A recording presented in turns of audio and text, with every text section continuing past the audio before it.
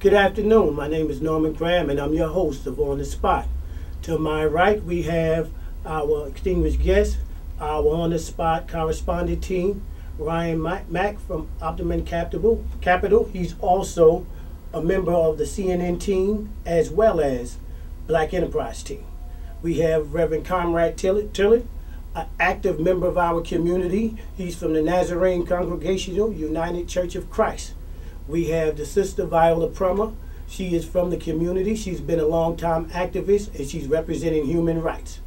Our first subject is Obama has won the election.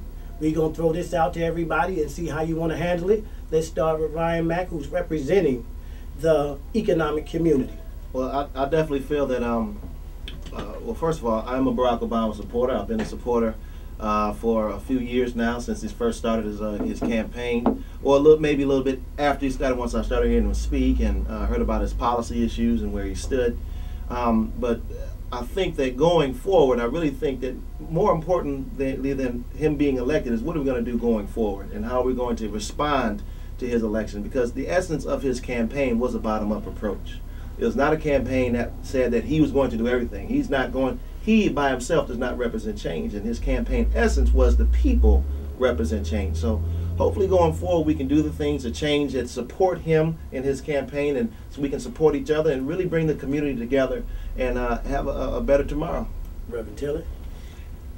Well, I think that, first of all, the election is historic, and I think that there's a lot of analysis that will come after this, but I think we need to take some time and sit back and behold what has taken place.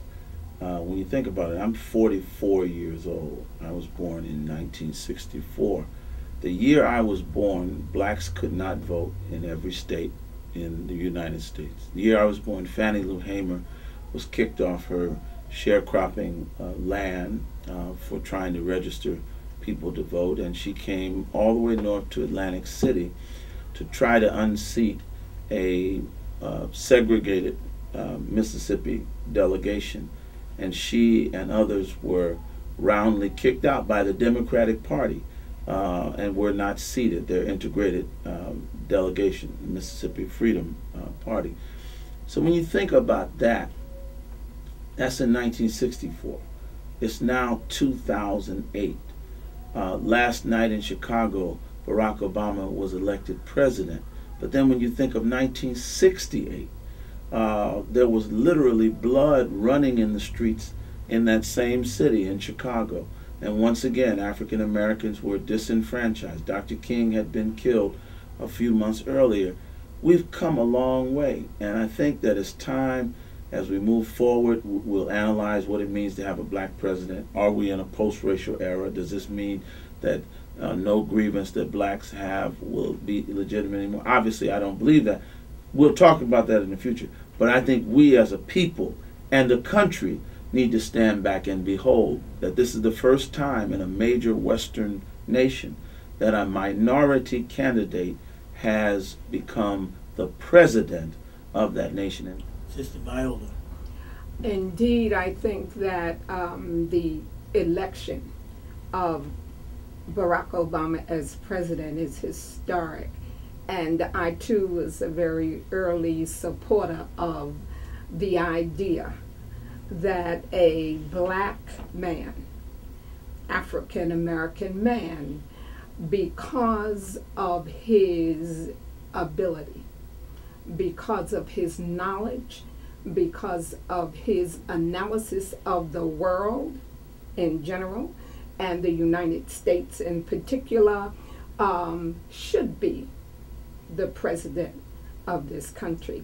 I think that the history that Reverend Tillard just laid out is absolutely essential, because it was a part of the making of President-elect Barack Obama. I think that what's before us is, as Ryan said, and that is, where do we go from here?